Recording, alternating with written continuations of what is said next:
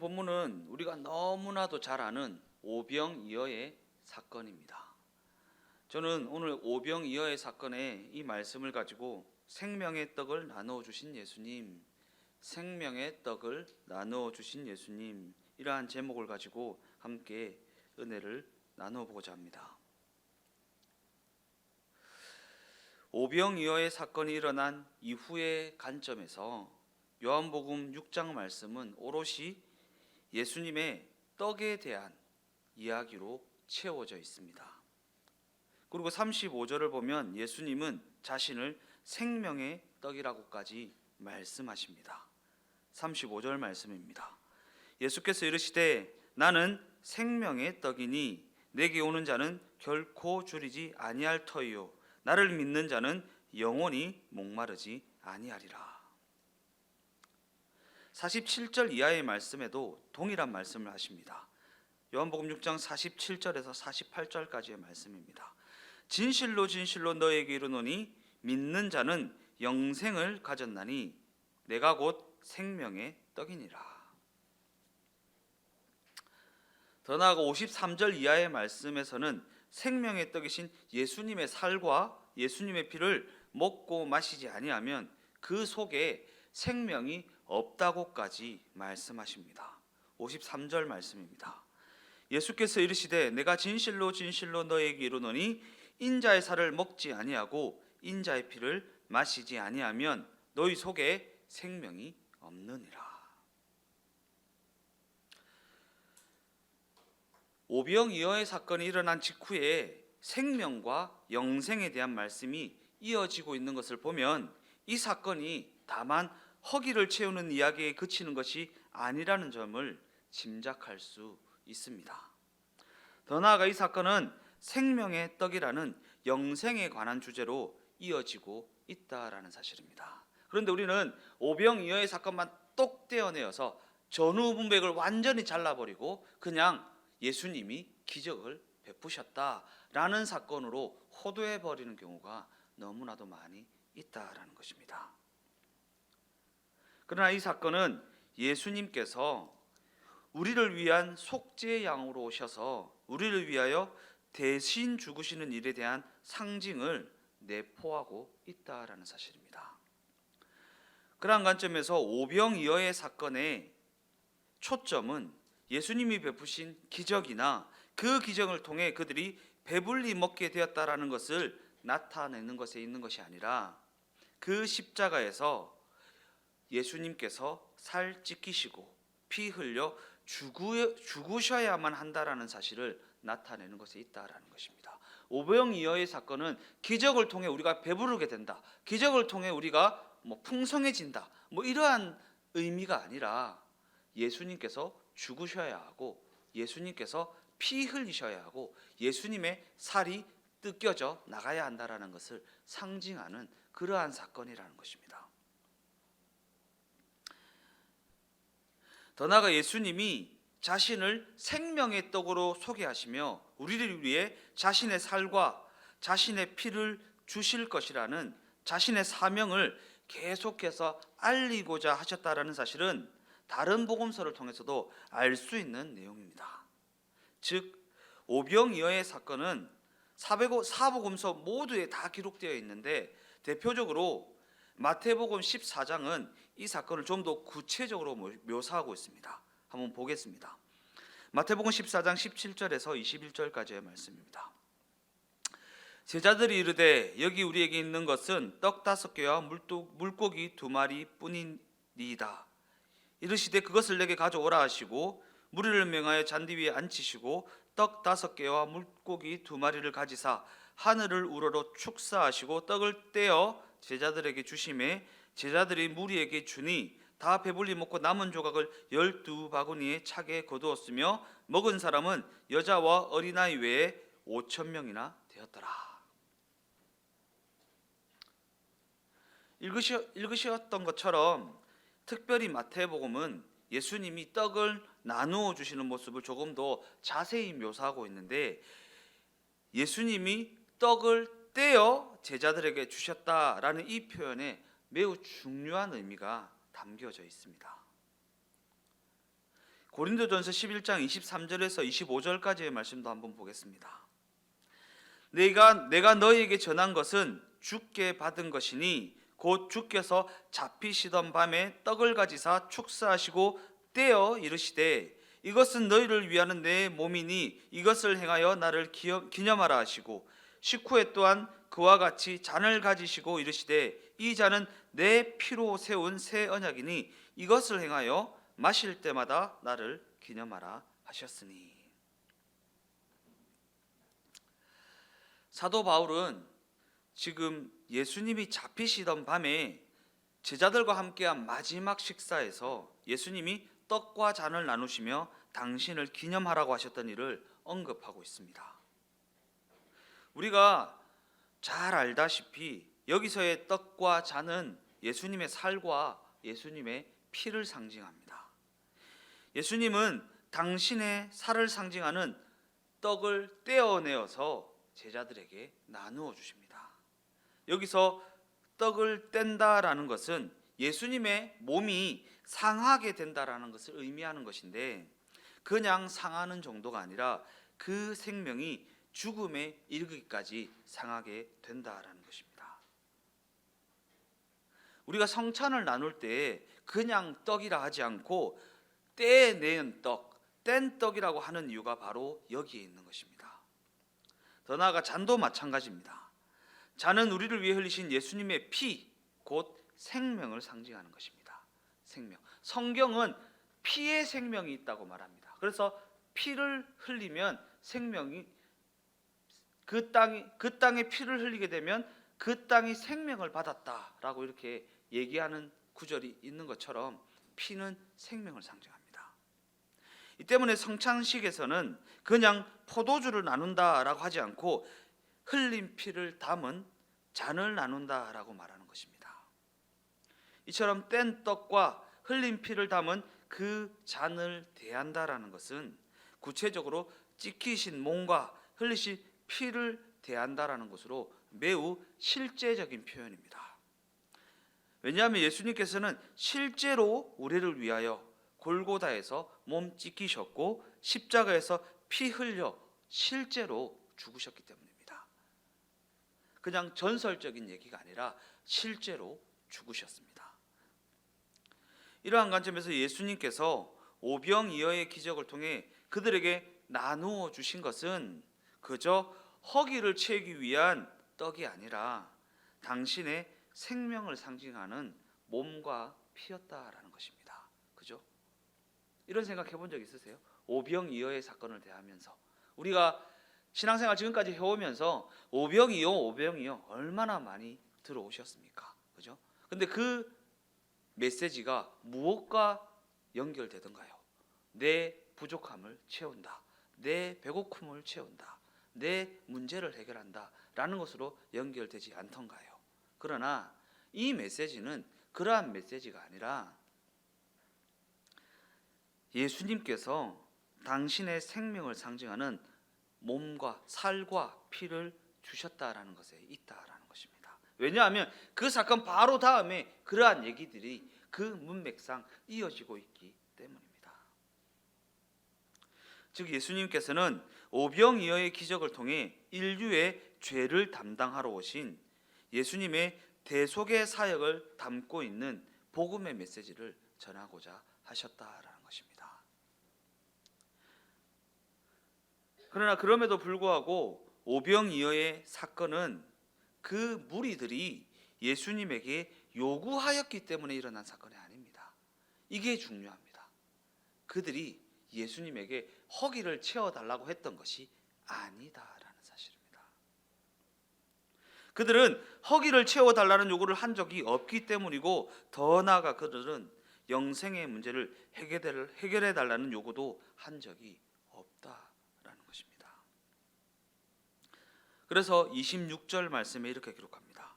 예수께서 대답하여 이르시되 내가 진실로 진실로 너희에게 이르노니 너희가 나를 찾는 것은 표적을 본 까닭이 아니요 떡을 먹고 배부른 까닭이로다. 표적을 본, 예수님의 사명을, 예수님의 삶의 방향을, 예수님의 삶의 목적을 본 것이 아니라 그냥 예수님이 베푸시는 기적을 보고 떡을 먹고 배부른 까닭이다라는 것입니다. 즉 그들이 예수님을 따라다녔던 것은 그저 병이 낫는 일과 같은 그들의 현실적 문제를 해결하기 위한 어떠한 유익을 얻기 위함이었다라는 것입니다. 기적적으로 떡을 먹고 배부른 것과 같은 현실적 문제가 해결되는 것을 보고 그것에 목적을 두고 예수님을 따라다녔다라는 것입니다. 그렇다면 예수님께서는 그런 그들이 생각이, 그들의 심중이 그러하다라는 것을 알고 계시면서도 왜 그들에게 생명의 양식을 나누어 주셨을까? 그죠? 저 같으면 안 줍니다. 그 심보가, 죄송합니다, 표현이 좀 가격가, 심보가 더럽잖아요. 무엇 때문에 나에게 나가오는지 알잖아요. 그러면 저 같으면 안 나눠 줄 것 같은데 왜 예수님 그들에게 나누어 주셨을까? 그들은 구원에 대한 영적 감각이 없기 때문에 구원의 필요성조차 깨닫지 못하는 자들이라는 것을 예수님이 알고 계셨기 때문입니다. 여기서 예수님이 그들을 구원하시기 위해 무엇을 하셨는지가 드러나게 됩니다. 구원의 필요성조차 깨닫지 못하는 그들에게 예수님은 구원을 얻으라고 그저 말씀만 하신 것이 아니라 자신의 생명을 버리기까지 하셔서 그들로 하여금 구원을 얻게 하셨다라는 것입니다. 어저께 저희 딸이 잠을 안 자더라고요. 잠을 안 자요. 이게 역시 뭐 밤낮이 바뀌어서 그런지 잠을 안 자요.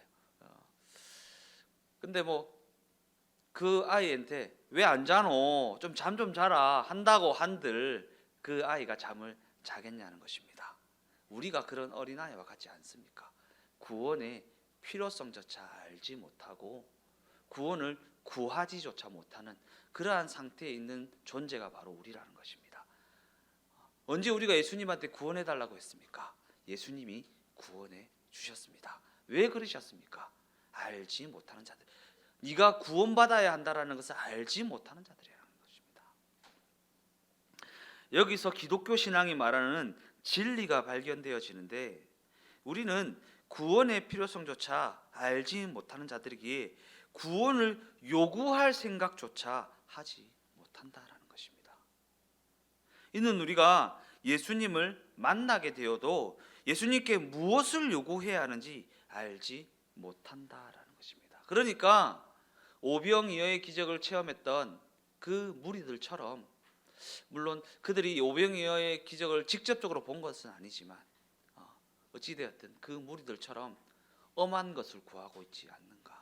우리가 기독교 신앙을 가졌다고 하면 기독교 신앙이 우리를 위해 무엇을 준비하였는지를 알아야 되는데 무엇을 준비하였는지 알지 못하니까 그저 현실적 문제를 해결해 달라고 아등바등하며 신앙생활을 이어나가게 된다라는 것입니다. 이처럼 우리는 예수님을 만나도 무엇을 요구해야 하는지 알지 못하는 자들이라는 것입니다. 왜 그렇습니까? 우리는 자신 스스로가 어떠한 상태에 놓여 있는지 스스로의 실력으로는 결단코 깨닫지 못하는 너무나도 무지한 존재이기 때문입니다. 우리가 이것을 인정해야 됩니다.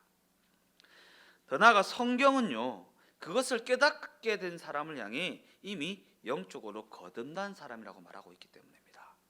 그것을 깨닫게 된 사람이 영적으로 거듭난 사람, 내가 죄인이라는 것을, 내가 사망을 향해 나아가고 있다는 것을, 내가 구원받아야 하는 존재라는 것을 깨닫게 된 사람, 그 사람을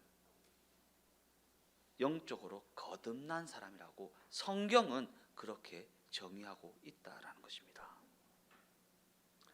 거듭난 사람은 자신이 죄인이라는 것을 알고 하나님이 누구신지 압니다. 그러나 거듭나지 않은 자는 그것을 알지 못하기 때문에 구원을 요구하지도 못한다라는 것입니다. 우리가 복음을 전해도 그 복음이 자신에게 필요하다라는 것조차 알지 못한다라는 것입니다.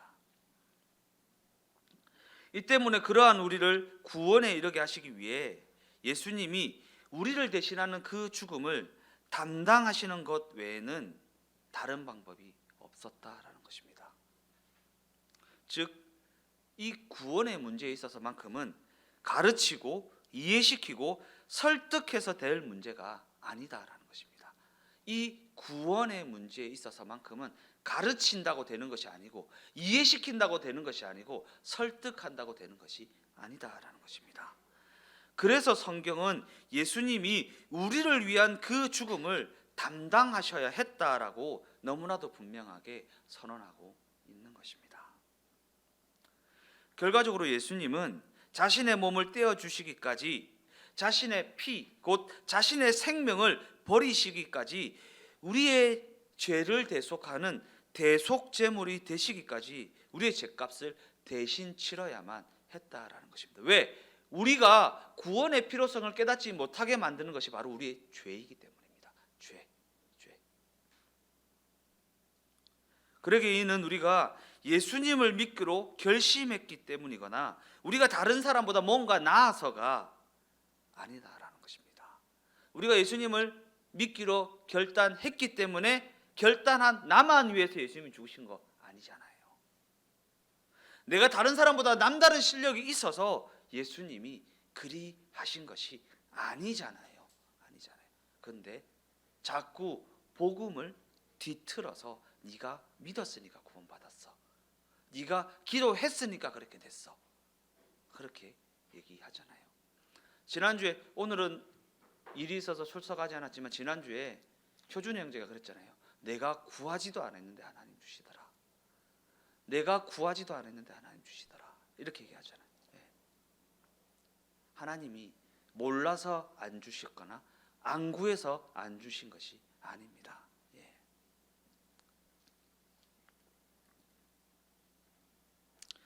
더 나아가 이는 우리가 예수님을 믿었기 때문에 예수님을 믿지 않은 자들보다 나은 사람이 되었다라고 생각해서는 안 되는 이유와 근거이기도 합니다.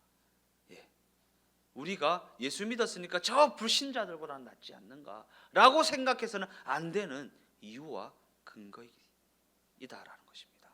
우리는 구원의 필요성조차 알지 못하는 그러한 자들이었는데 예수님께서 그러한 우리를 위해 자발적으로 목숨을 내어 놓으신 것이기 때문입니다.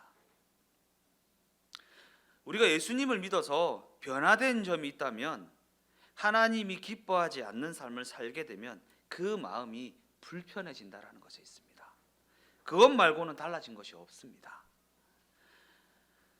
그러나 마음이 불편해졌다고 해서 그 삶이 그 즉시 달라지는 것도 아닙니다. 왜냐하면 우리는 지금도 여전히 마음이 불편한 채로 살아가고 있기 때문입니다. 그러나 이는 이제 우리에게 하나님에 대한 감각이 생겼다라는 것을 의미합니다. 하나님이 기뻐하지 않는 삶을 살면 뭔가 마음이 불편하고 찝찝하고 뭔가 느낌이 오잖아요. 느낌이 온다. 감각이 있다. 느낌이 온다. 감각이 있다. 하나님에 대한 감각이 살아나기 시작했다라는 의미입니다. 그리고 이것이 바로 예수님의 대속의 사건의 결과라는 것이고, 더 나아가 이것이 바로 예수님께서 우리를 대신하는 그 죽음을 담당하셨다라는 증거라는 것입니다. 다시 오병이어의 사건으로 돌아와서 예수님은 이 사건을 통해 그의 몸과 그의 피를 대속제물로 내어주셨다라는 사실을 상징적으로 보여주고 있다라는 사실입니다. 예수님은 아무것도 없는 데에서도 그 양식을 얼마든지 만들어내실 수 있는 분이십니다. 그죠? 그 보리떡 5개와 물고기 2마리가 있어야지만 양식을 만들어내실 수 있는 분이 아닙니다. 그렇다면 어떠한 이유에서 그 손에서, 그것도 그 어린아이의 손에서 오병이어를 취하셨을까? 더 나아가 왜 예수님은 오병이어를 한 아이가 가지고 나오는 이 상황을 연출해 내셨을까? 당시 어린아이는 너무나도 보잘것없는 존재로 취급되기 일쑤였습니다. 그죠? 요즘과는 많이 다릅니다. 당시는 그랬습니다. 요즘에는 그 조그만 아이가 집안을 좌지우지합니다.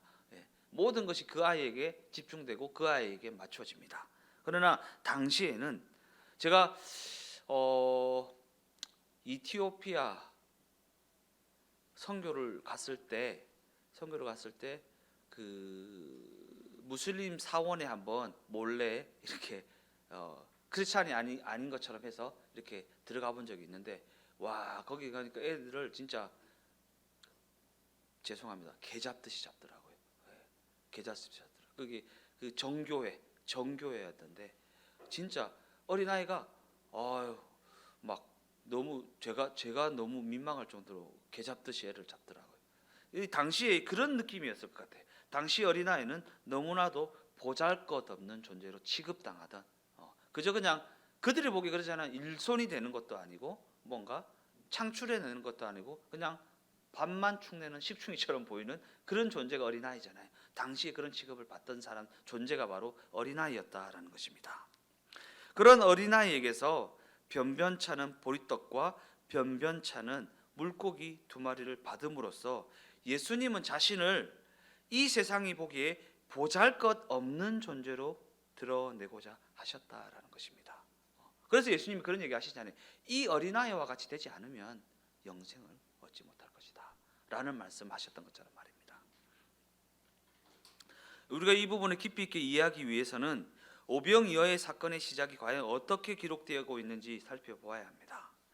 본문 5절에서 7절까지의 말씀입니다. 예수께서 눈을 들어 큰 무리가 자기에게로 오는 것을 보시고 빌립에게 이르시되 우리가 어디서 떡을 사서 이 사람을 먹이겠느냐 하시니, 이렇게 말씀하시면 친히 어떻게 하실지를 아시고 빌립을 시험하고자 하심이라. 빌립이 대답하되 각 사람으로 조금씩 받게 할지라도 200데나리온의 떡이 부족하리이다. 이 느낌이 뭐죠? 뭔가 예수님이 연출하고 계신 것이죠. 그죠? 예수님이 뭔가 용의 주도적으로 이 상황을 이끌어 가신다라는 느낌을 받게 되는 대목입니다. 떡을 각 사람에게 그저 요기할 수 있을 만큼만 준다고 해도 떡을 장만하는 비용으로만 200데나리온이나 되는 돈이 필요한 상황입니다. 당시 한 데나리온은 장정의 하루 품삯에 해당하는 돈입니다. 하루 품삯. 요즘 하루 일당이 얼마 정도 됩니까? 한 돈 10만 원 됩니까? 그럼 200데나리온이면 2천만 원인가요? 2천만 원치의 떡을 사도 부족할 만큼 사람이 많이 있었다라는 것입니다. 이렇게 많은 양식이 필요하다는 사실이 전제된 다음에 오병이어가 등장하게 됩니다. 실제로 필요한 떡은 수천만 원어치의 떡인데 가진 것은 고작 보리떡 5개와 물고기 2마리밖에 없다는 것이고, 뭔가 비교 대상이 제시되니까 작은 것이 더 작아 보입니다. 그죠? 2천만 원치의 떡, 그리고 보리떡 2마리, 5개, 물고기 2마리. 그리고 이것이 바로 앞에서 얘기했죠. 예수님이 뭔가 연출하고 계시고 예수님이 뭔가 용의 주도적으로 이끌어 가신다, 이 상황을. 그리고 이것이 바로 오병이어를 등장시킨 이유와 목적이었다. 본문 9절 말씀입니다. 여기에 한 아이가 있어 보리떡 5개와 물고기 2마리를 가지고 있나이다. 그러나 그것이 이 많은 사람에게 얼마나 되겠사옵나이까. 이러한 상황에 일어난 기적이 오병이어로 무리 전체가 배부르게 먹었다라는 사건입니다. 그리고 이는 그들을 배불리 먹이는 것은 불가능하지 않겠습니까? 라는 대화가 오고 간 다음에 일어난 사건입니다. 본문 11절에서 13절까지의 말씀들 읽어보겠습니다. 예수께서 떡을 가져 축사하신 후에 앉아있는 자들에게 나누어 주시고 물고기도 그렇게 그들의 원대로 주시니라. 그들이 배부른 후에 예수께서 제자들에게 이르시되 남은 조각을 거두고 버리는 것이 없게 하라 하심으로 이에 거두니 보리떡 5개로 먹고 남은 조각이 12바구니에 찼더라. 과연 이 일에 어떠한 의미가 담겨져 있는 것일까? 수천 명분의 떡이 필요한 그들 앞에 예수님은 보리떡 5개와 물고기 2마리처럼 보잘것없는 모습으로 서 계십니다. 그 누구도 예수님을 그들이 만족할 만큼 주실 수 있는 분으로 여기지는 않습니다. 그러한 관점에서 이 사건은 우리가 예수님을 뒤쫓아 그의 사역에 동참하게 될 때에 어떠한 대접을 받게 될 것인지를 보여주는 대목입니다. 우리가 예수님의 뒤를 쫓아 그의 사역에 동참하게 될 때 우리가 어떠한 대접을 받게 될 것인가? 즉 예수님이 우리에게 주신 진리와 건세와 생명이 이 세상에서는 대접을 받지 못한다라는 사실입니다. 왜냐하면 복음이라는 것은 세상의 인정을 등에 업고 전파되는 것이 아니기 때문입니다. 우리는 세상의 인정을 등에 업고 복음을 전파하려고 그러죠. 주야, 주님의 영광입니다. 막 그죠? 세상의 인정을 등에 업고 복음을 전파하려고 합니다.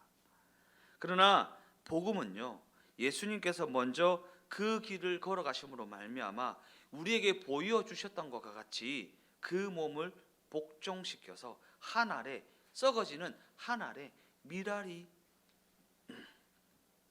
되어짐으로 말미암아 전파되는 것이 복음입니다. 한 알에 미랄이 되어서 전파되어지는 것. 우리가 예수님을 믿어서 사람들에게 어떠한 대접을 받게 될 것이라고 생각하십니까? 우리가 가진 진리와 생명과 건세로 이 세상에서 잘난 척할 수 있을 것이라고 혹시 기대하십니까? 성경은 결단코 그럴 수 없다고 너무나도 단호하게 선언하고 있다라는 사실입니다.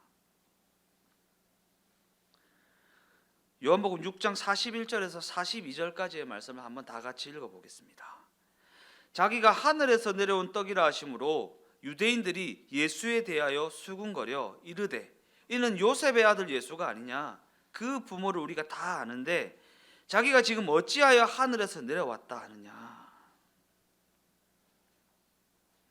그 부모를 안다라는 말은 그 사람을 속속들이 안다라는 것을 뜻하는 말입니다. 그죠? 예.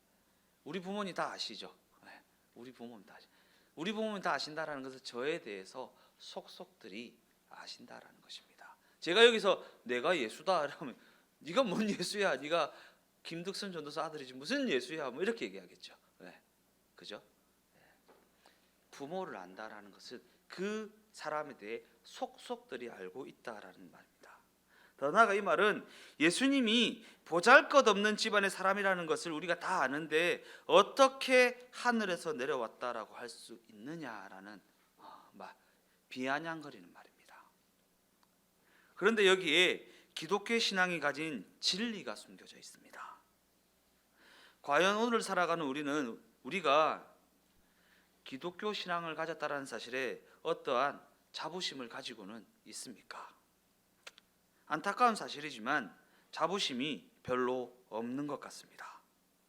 어쩌면 우리는 점점 더 예수님을 믿는다는 사실을 감추고 살며 스스로를 별 볼 일 없는 사람으로 취급하고 이는 이 세상 사람들이 기독교 신앙에 관심을 가지지 않는 이 상황을 당연한 일로 만드는 태도입니다. 그죠? 혹시 우리는 이 세상에서 오직 우리만이 생명의 떡을 나누어 줄 수 있는 존재라는 사실을 잊고 살아가고 있지는 않습니까? 예. 세상 사람들 우리를 별 볼 일 없는 존재로 여길 수 있고 기독교 신앙에 관심을 가지지 않을 수는 있습니다. 그러나 성경은요, 오직 우리만이 생명의 떡 대신 예수님의 소식을 전할 수 있는 사람이라고 말하고 있다라는 것입니다. 그 생명의 떡을 나누어 줄 수 있는 유일한 존재가 바로 우리라는 것입니다. 물론 우리가 생명의 떡은 아닙니다. 왜 그렇습니까? 우리는 그 떡을 먹고 배부른 자에 불과하기 때문입니다. 그러나 이제 우리는 우리가 접한 생명의 떡을 나누어 주는 자로 부름을 받은 존재입니다. 그 떡을 나누어 주는 자. 그런데 왜 우리는 이러한 부르심을 받았다는 사실을 알면서도 그 부르심을 거부하는 경우가 많이 있는 것일까? 세상의 눈으로 보면 그 부르심이 별로 좋아 보이지 않기 때문입니다.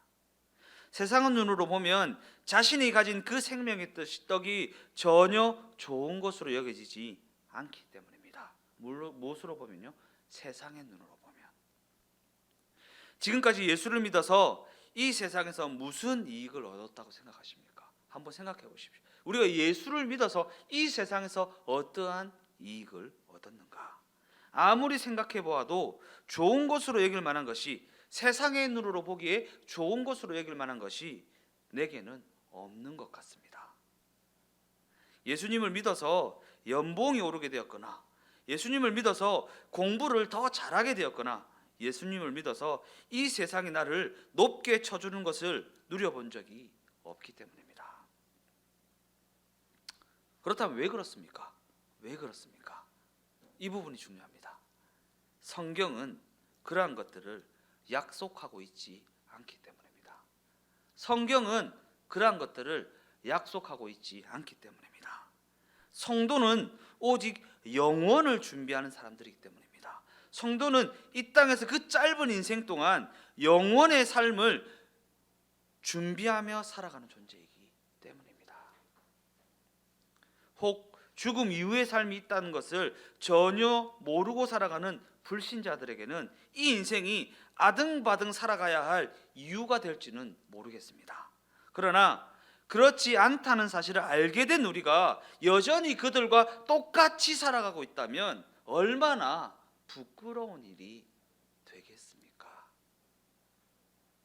우리는 부르심을 받은 자로서 살아계신 하나님을 알게 되었고, 우리를 위해 피 흘려 돌아가신 예수님을 알게 된 자들입니다. 이처럼 우리는 이 땅에서의 삶이 잠시 잠깐이라는 사실과 죽음 이후에 영원한 삶이 있다라는 사실을 그 십자가의 은혜로 말미암아 알게 된 사람이라는 것입니다. 다른 말로 성도라는 것입니다. 성도. 그럼에도 불구하고 왜 우리는 이 세상이 전부인 것처럼 살아가고 있는 것인가? 이 땅에서의 삶이 전부인 것처럼 그렇게 목숨 걸고 살아내고 있는 것인가? 왜 그런 것일까요? 어쩌면 우리는 이 땅에서의 삶에서 보란 듯이 살고 싶기 때문입니다. 보란 듯이. 어쩌면 우리는 이 세상에서 자랑할 것이 있기를 원하고 있기 때문입니다.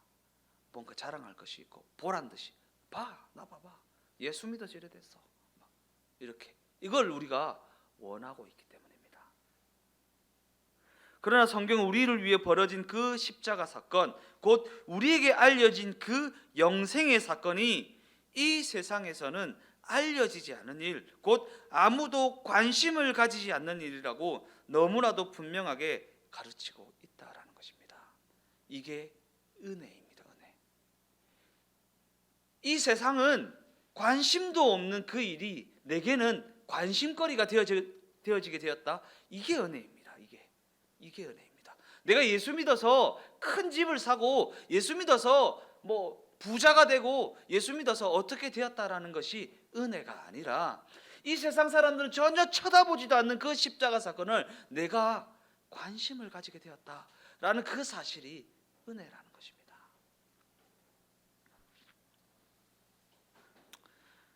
이사야서 53장 1절에서 3절까지의 말씀을 다 같이 한번 읽어보겠습니다. 우리가 전한 것을 누가 믿었느냐? 여호와의 팔이 누구에게 나타났느냐?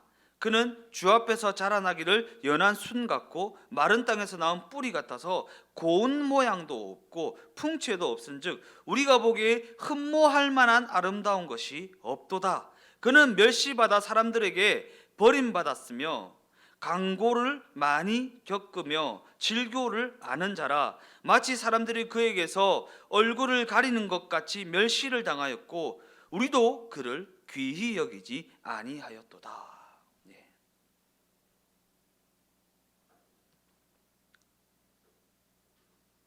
예수님에 대한 세상의 반응이 이러하다라는 것입니다. 그리고 계속해서 말씀드리는 사실이지만 우리가 하나님을 귀히 여겼기 때문에 그분이 그 보답으로 우리에게 구원을 주신 것이 아니다라는 사실입니다. 그죠? 우리도 이 이사야 말씀처럼 예수님을 귀히 여기지 아니하였습니다. 우리가 예수님을 귀히 여겼기 때문에 우리에게 구원이 주어진 것이 아니다라는 것을 명심해야 합니다. 우리는 그분을 원한 적도 없고 그분에게 관심을 가진 적도 없습니다. 그분이 먼저 우리를 위하여 자기 몸을 버려 우리를 구속하였기 때문입니다. 그렇게 해서 우리는 새 생명을 가진 자로 거듭나게 되었고, 이제 새 생명을 가진 우리는 그분이 걸으신 그 길을 따라갈 것을 요구받고 있습니다.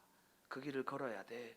네가 생명을 얻었으면 생명을 나누어주는 예수님의 그 길을, 오늘 제목이 뭐죠? 생명의 떡을 나누어 주신 예수님. 생명의 떡을 나누어 주는 그 길을 걸어가야 해라는 요구를 받고 있다라는 것입니다.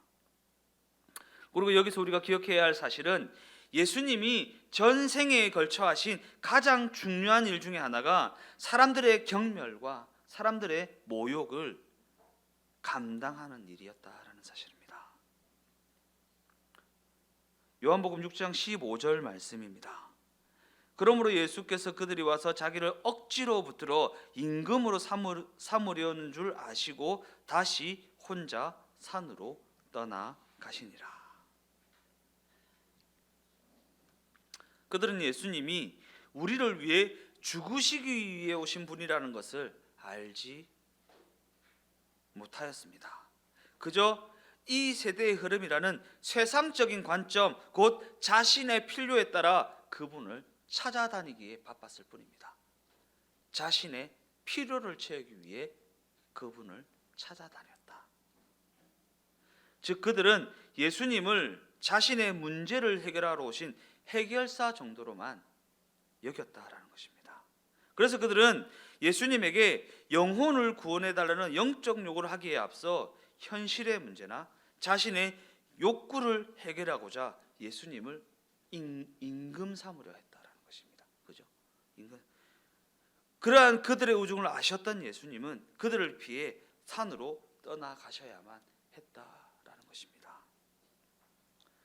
과연 그러하다면 과연 우리의 신앙은 어떠했습니까? 우리의 신앙은 어떠했습니까? 이번에 아들만 낳게 해주신다면 그 아들을 하나님께 바치겠습니다. 그렇죠? 이번에 그린벨트만 해제되게 해주신다면 그 땅을 하나님께 바치겠습니다라고 말하죠.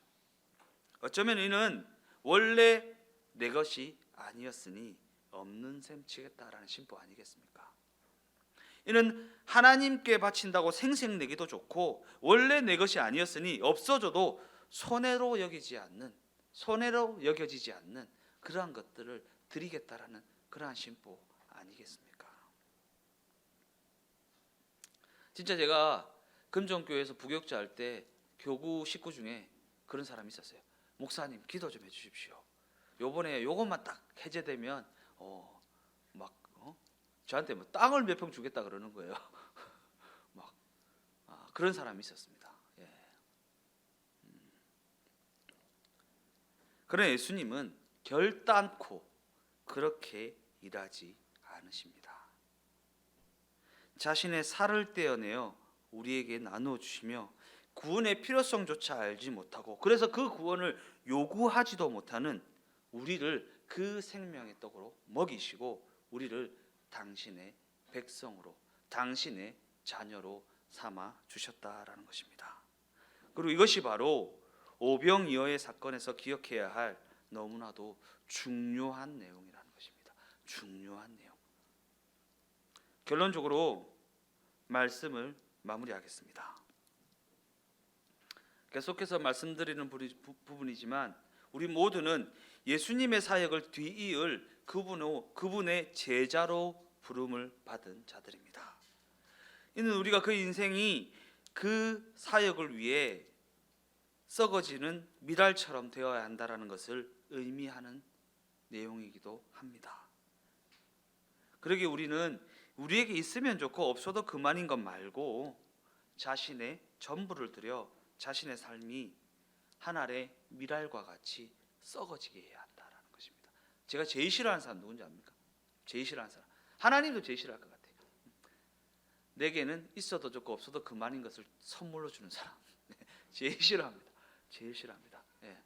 그냥 기왕 줄 거면 그 사람한테 꼭 필요한 것을 줬으면 좋겠지, 내게는 있어도 좋고 없어도 그만인 것을 선물이랍시고 주는 사람을 제일 싫어합니다. 저는 성격이 저는 더럽습니다. 예, 그런 사람 되게 싫어합니다.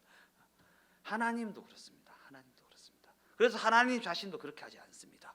자신의 살을 떼어내어 자신의 피를 흘려 우리를 살리시는 일을 은혜로 선물로 주셨다라는 것입니다. 우리에게 있으면 좋고 없어도 그만인 것 말고 우리 자신의 전부를 들여 자신의 삶이 한 알의 밀알과 같이 썩어지게 하는 우리의 삶이, 이 땅에서의 삶이, 잠시 잠깐은 이 땅에서의 삶이 되어지시기를 예수님의 이름으로 축원드립니다. 왜 그렇습니까? 하나님의 말씀인 성경이 우리에게 이것을 요구하고 있기 때문입니다. 더 나아가 우리는 본문의 오병이어와 같이 물고기 2마리와 보리떡 5개와 같이 변변찮은 존재였기 때문입니다. 우리 이 변변찮은 물고기 2마리와 보리떡 5개와 같은 우리의 존재가 예수님이 하늘을 우러러 축사하시고 떼어 나누어지면 그게 무엇이 된다고요?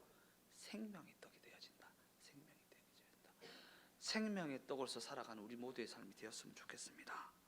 우리 주동행교회가 자신을 떼어주고 생명의 떡을 나누어주는 삶, 곧 예수님의 길을 뒤따라가는 제자의 삶이 되어지시기를 예수님의 이름으로 축원드립니다.